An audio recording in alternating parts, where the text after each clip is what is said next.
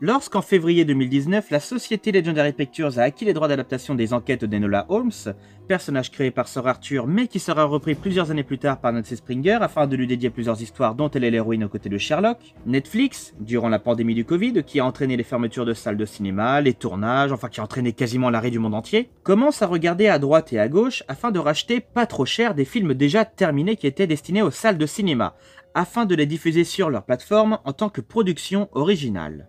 Tout ce qu'ils ont fait, c'est juste racheter des films déjà terminés au rabais, afin de proposer du contenu neuf à leurs abonnés et également en persuader certains de prendre un abonnement. Ça, c'est un point de vue qui est le mien, en partie, car de l'autre côté, c'est qu'en faisant ça, ils ont pu aider à faire en sorte que tout l'argent investi ne soit pas totalement perdu. Je ne pense pas qu'ils aient racheté le film au prix de sa production, car déjà vu le casting, nous avons Eleven, Bellatrix et Superman, pas tout le monde peut se permettre de racheter ça. Donc, on peut y voir des rapaces, mais au moins, ils ont permis d'éviter qu'un studio se casse la gueule en le rachetant. Et on parlait du casting juste avant, mais en fait, ça tombe plutôt bien ce rachat pour Netflix. Choix intéressant, Millie Bobby Brown jouera Enola Holmes, donc le personnage principal. Cette actrice est également le personnage principal dans la série Stranger Things diffusée sur... Mais il y a également Henry Cavill, donc Superman, qui joue ici un Sherlock pas vraiment intéressant, mais qui interprète parallèlement à ça Geralt de Rive dans la première adaptation en série télé de la franchise, The Witcher, diffusée sur...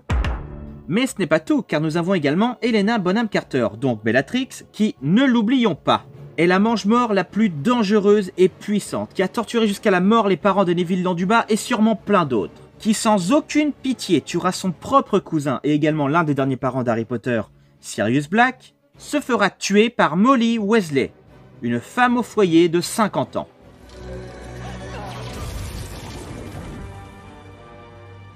J'ai toujours aimé cette phrase.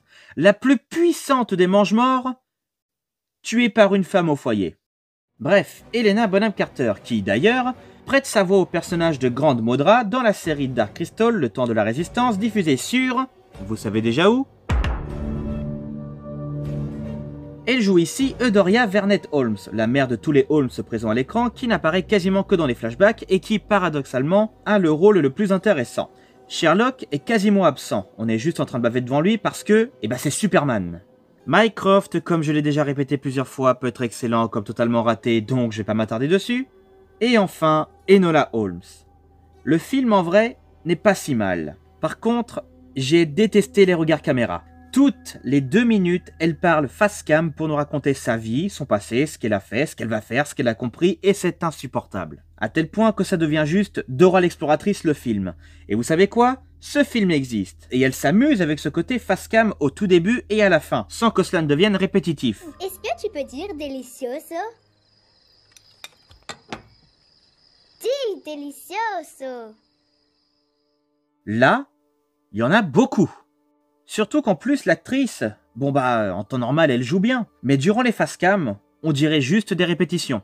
Après, j'ai pas envie de cracher sur cette version, on est là pour parler de Sherlock. Il existe dans cette histoire, mais pas mis en avant, car c'est Enola qu'on suit du début jusqu'à la fin. Et pour le coup, ça c'est un bon point, car il n'utilise pas ce personnage pour nous raconter une histoire qui ne le concerne pas. Il est présent, mais n'est pas celui qui fait avancer l'intrigue du film. Le côté détective est également présent pour les deux personnages et l'enquête à résoudre est de retrouver maman qui de son côté prépare un attentat. Ça, c'est l'histoire qui nous est présentée au début et qui n'est quasiment pas résolue à la fin. Mais, et c'est là mon plus grand reproche au film, en dehors des regards caméra, c'est que cette intrigue ne dure que 15 à 20 minutes tout au plus. L'intrigue secondaire qui va devenir l'intrigue principale, c'est que sur sa route, elle va croiser un gamin, Lord Tewksbury, qui sera attaqué par Lintorn, un homme engagé afin de le tuer. Et Enola décide de le protéger, et ainsi démarre le vrai film. 2 enfants dans la nature qui devront se défendre tout seuls, ce qui va permettre à Enola de retrouver la trace de sa mère. Il y avait 56 autres façons de faire en sorte qu'elle la retrouve. Déjà de faire un film moins long. Vu la résolution, je pense que 2 heures n'étaient pas nécessaires. Ils auraient pu insister sur son côté détective plutôt que garde du corps. Ce qu'elle recherche à la base, c'est sa mère. Alors ok, elle sait se battre, sa mère lui a inculqué quelques techniques de défense, mais n'a pas vraiment cherché à développer son don pour résoudre des énigmes. Donc elle partage avec Sherlock. Elle s'en sert, mais pas assez, et la plupart du temps, ils se battent et courent pour s'enfuir. Au final, c'est loin d'être le pire film. Je vous rappelle que Sherlock et Watson est un film qui existe.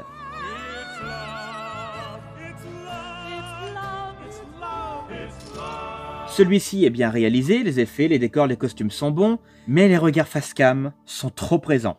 L'intrigue principale est intéressante, malheureusement étouffée sous une autre qui sort presque de nulle part, ce qui fait qu'à certains moments ça peut traîner en longueur. Je ne sais pas comment le décrire autrement. Après, on n'est pas là pour parler d'elle. Ce qui nous intéresse, c'est Sherlock, pas Enola. Il doit apparaître au total 20 minutes, et ça a largement suffi à ce qu'il soit présent en tête d'affiche, parce que c'est Superman et on baffe tous devant. Ainsi s'achève ce thème sur le détective Sherlock Holmes. Enfin, pas complètement. Nous avons retracé ses apparitions à l'écran depuis sa création, mais nous n'avons pas encore parlé de tout ce qu'a inspiré ce personnage. Face à un tel succès qui dure depuis plus d'une centaine d'années, il n'est pas du tout rare de trouver des œuvres qui s'inspirent grandement de cet univers. On ne va pas les faire une par une, sinon on en a facilement pour 45 heures de plus, mais il y en a quelques-unes qui méritent plus que les autres qu'on se penche dessus. Et celle qui se retrouve en tête de cette liste, c'est le Dr House. Gregory House et Sherlock Holmes se ressemblent énormément. Et en fait, quand on regarde comment Sir Arthur a inventé son personnage, ou plutôt de qui il s'est inspiré, on peut y voir ici la vraie version de Sherlock. Mais pour ça, il faut retourner à l'époque de ses études de médecine en 1877. Encore étudiant à cette époque, il suivait les cours du docteur et professeur universitaire de l'hôpital Royal Infirmary, Joseph Bell, âgé de 39 ans à cette période. Joseph Bell était un brillant docteur capable, sans même que son patient prononce le moindre mot, de l'examiner rien qu'à sa posture, sa façon de parler, de marcher et plein d'autres détails dans le genre, afin de déterminer beaucoup de choses concernant la personne qu'il avait en face de lui. Et durant ses cours, il encourageait ses propres élèves à reproduire sa façon de faire afin qu'ils puissent eux-mêmes développer leur sens de la déduction. Et c'est là qu'on commence à comprendre d'où vient Sherlock Holmes. En réalité, celui qui deviendra le célèbre détective mondialement connu est apparu pour la toute première fois en 1887 dans une étude en rouge publiée dans le journal Beaton's Christmas Annual, soit presque 10 ans après sa rencontre avec son professeur qui lui était bénéfique non seulement pour sa carrière d'écrivain, mais également sa carrière professionnelle. Sir Arthur a créé Sherlock en s'inspirant de son professeur de médecine et lui a donné pour métier non pas médecin, mais détective. Dr Gregory House est dans le domaine de la médecine. Il est capable de déduire plusieurs choses sans que la personne en face de lui ne prononce le moindre mot. Est-ce que Dr House, c'est Joseph Bell? Oui, mais qui s'inspire d'abord de Sherlock, car s'il n'a pas été inventé, il y a très peu de chances pour qu'House existe. Et House est souvent décrit comme étant une version plus cynique et plus froide de Joseph Bell. Les deux personnages sont très liés et énormément de références sont présentes dans la série, et la plus évidente, c'est James, Watson pour Sherlock et Wilson pour House. Même si je considère plus son équipe unie comme étant Watson, parce que c'est surtout avec eux qu'il va débattre et mettre des hypothèses afin de trouver la bonne solution. Sherlock habite au 221B Baker Street à Londres, et House au 221 Baker Street à Princeton. L'un ne vit que pour la résolution de ses enquêtes, et l'autre ne vit que pour résoudre les énigmes médicales. Les deux se voient confier des affaires que personne n'arrive à résoudre, et surtout les deux sont obsédés par la vérité. Ils ne pensent à rien d'autre que leur enquête, et une fois terminée, ils en passent à une autre, encore et encore, avec toute leur énergie possible à chaque fois. Et un élément qui est intéressant à comparer, mais qui n'est pas présent dans toutes les versions de Sherlock, c'est que lorsqu'il n'arrive plus à avancer, il commence à devenir dingue. Et House de son côté commence à augmenter sa consommation de Vicodin, dont il est déjà dépendant à cause de sa jambe qui le fait souffrir tous les jours. Et pour Sherlock, en fait, c'est à peu près pareil, mais avec le tabac. Et si on regarde dans la série de 2010, il fume pour se concentrer, et lorsqu'il trouve enfin un moyen d'avancer, il stoppe immédiatement. Et même que dans certains romans, aussi bien ceux écrits par Conan Doyle, le héros consomme souvent de la cocaïne, élément qu'on peut retrouver dans le passé du personnage dans Elementary.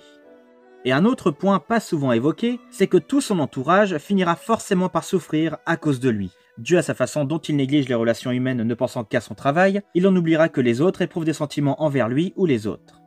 Pour House, il pense que s'il est heureux, notamment avec Cuddy, il perdra son don pour la médecine. Et pour Sherlock, eh bien c'est plus compliqué. Mais le fait de systématiquement tout détailler et de dire tout ce qu'il pense sans filtre, sans arrêt, balancer la vérité ou plutôt sa vérité à voix haute, on comprend pourquoi Watson est son seul ami, et pareil pour Wilson envers House. Là, nous venons d'aborder la série Dr House, qui pour moi est l'exemple numéro 1 d'une série qui a été très largement inspirée de l'univers de Sherlock. Mais comme je l'ai dit, il y en a plein d'autres. Notamment la série d'anticipation du Covid, Monk. Pour lui en fait, c'est un peu plus basique que ça. Il n'a pas besoin d'être stimulé par de la drogue ni autre chose. Dès qu'il arrive sur une scène de crime, il remarque instantanément les détails qui lui paraissent louches, analysant chacune des paroles prononcées afin de résoudre l'enquête dans sa tête puis d'expliquer devant tout le monde le déroulement des choses.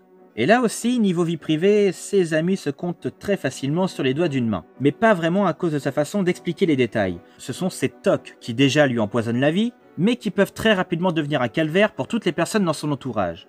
Évidemment, il y a 50 millions d'autres exemples qui existent, comme elle dans Death Note, dont la VF est absolument excellente. Je la mentionne car son traducteur, Guillaume Lebon, est l'une des voix françaises que j'aime le plus au monde. Mais surtout, il est la VF de Sherlock dans Elementary. L'assaillant était droitier et plus petit que la victime, probablement une femme. La victime connaissait cette personne ou était assez à l'aise avec elle pour baisser sa garde. Il doit connaître le nom et le visage de la personne qu'il veut tuer. Et il peut aussi choisir l'heure de la mort et l'attitude que prendra la victime avant de mourir. Gardez bien présent à l'esprit ce que je viens de dire. Et écoutez très attentivement la suite. Ça me permet d'imaginer que elle a juste quitté la série Death Note, pris forme réelle en tant que Sherlock, afin d'enquêter ailleurs. Si vous avez vu Death Note, vous savez très bien pourquoi j'imagine ça.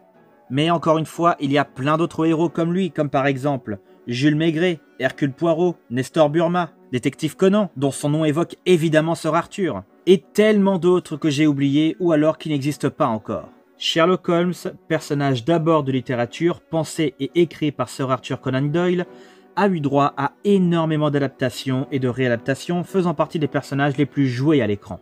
Énormément d'acteurs ont donné de leur temps, certains même de leur vie, pour que continue à exister ce personnage. Acteur comme écrivain.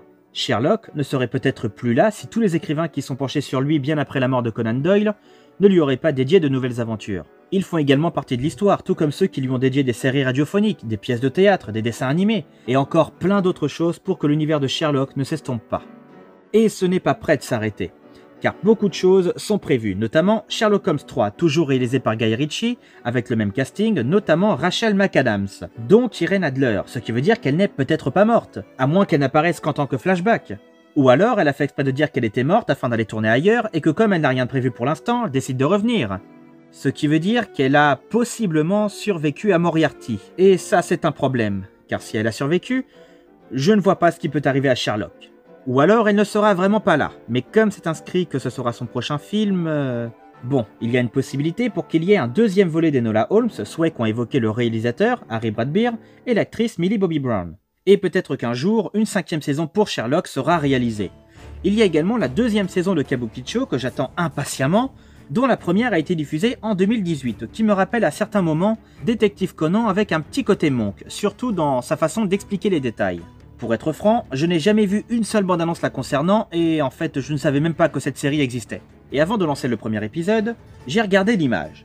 Je me dis, bon, ça a l'air sérieux, avec un ton plutôt mature, surtout qu'ils doivent retrouver et arrêter le tueur Jack l'Éventreur. Est-ce que vous connaissez Alain Delon? Ah non, pas lui, on s'en fout de lui. Je vous parle du vrai Alain Delon. Celui qui apparaît dans Beelzebub. Salut. J'y crois pas, d'où est-ce que tu sors, toi? Des enfers, mon cher, vous m'avez oublié. Alain Delon, démon téléporteur interdimensionnel. Je sais ça, c'est pas ce que je te demande. Qu'est-ce que tu viens foutre ici? Voilà. Que se passe-t-il si on mélange ce personnage avec Madame Hudson? Laissez-moi vous présenter...